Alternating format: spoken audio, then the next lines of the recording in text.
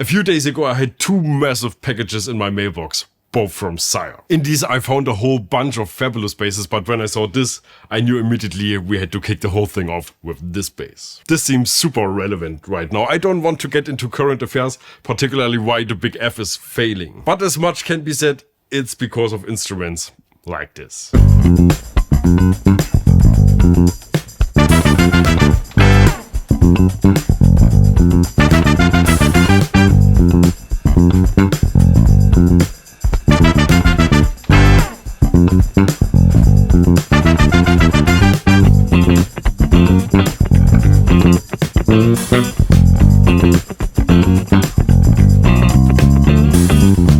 Hi you lovely people, welcome to Bass the World. My name is Gregor Fries. On bass we have Mr. Kai Lemke today, and this is the Sire Marcus Miller V7 Vintage Edge New Gen 4-string bass. What a name. The first thing that came to my mind when I took this out of the box was, we're gonna be friends. For that to happen, 2 things must be spot on. First of all, the weight, which in this case is 3.5 kilos. That's 7.8 freedom kilos, means it's very light. The second comfort factor is the neck. This is made up of the fretboard radius, the general neck shape, the width, and how well the frets are dressed. And all of these things are as spot on as it gets on a J-type bass. My second thought was, oh, that's a nice Marcus Miller bass, not realizing for a moment that this is the actual Marcus Miller signature line. Please be kind to me, it's easy to forget because so is this bass, and this, and this. But this is the type of bass Marcus Miller actually plays or always has been playing.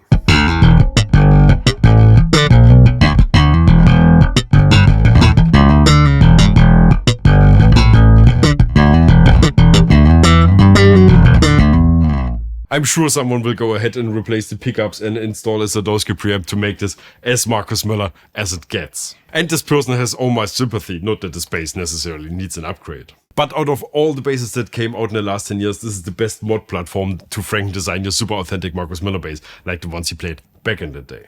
It's all perfect, starting with the lightweight swamp ash body, which got an upgraded jazz shape. That's what the new gen in the name refers to. The natural wood look, that's how he likes it, and that's what, since he became famous, kinda everyone loves. The neck is hard maple, also with an upgraded new gen shape. The fingerboard is hard maple too, and now come all the numbers that will get you excited. A 34-inch scale, 20 small frets, a 38mm width at the nut, with a 7.25-inch fretboard radius. You get a bow nut for good measure, and to top it all off, Sire's edgeless fret dressing, which is the best you will ever find in this price range. I mean, honestly, even expensive high-end basses won't feel better than this.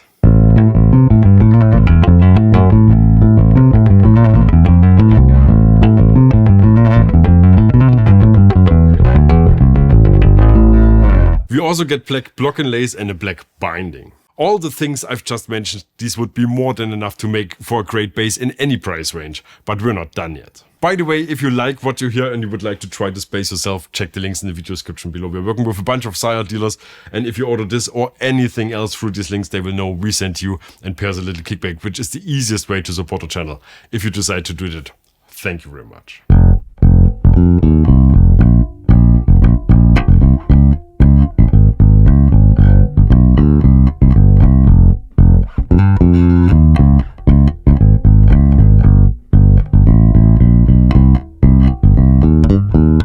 The pickups are, of course, 2 single coils, called the Marcus Vintage J Revolution pickup set. They're combined with a fantastic preamp with controls for basses, mids, treble and a passive tone. In addition to the master volume, the blend and an active passive option.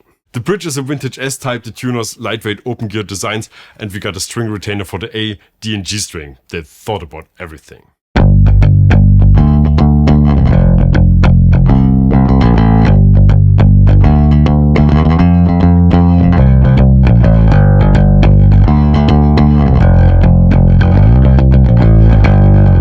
The final point rounding this all up is the truss access sitting at the bottom of the neck. Oh, and a string through body options and an 18-volt preamp means you get clean tones even if you turn the preamp all the way up.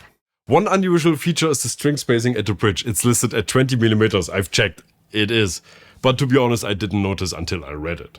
But lucky for us, they use a classic bridge with all these grooves, so you can get a slimmer spacing simply by pushing the strings closer together.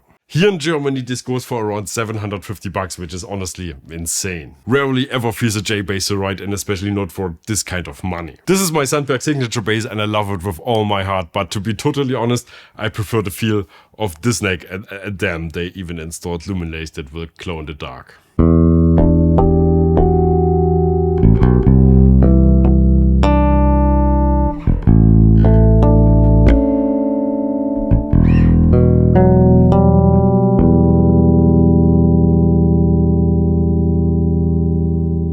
Is it perfect? No, the pickups sound good, but they sound a lot better when they're played alone or one is significantly louder than the other one. When both are the same volume with the typical cancellation in full effect, this is not optimal. You can of course experiment with the pickup height to adjust the balance. If this was my daily bass, I might become that mod person I was referring to earlier. Get these out, a set of Kloppan pickups in, a set of Marcus Miller strings installed.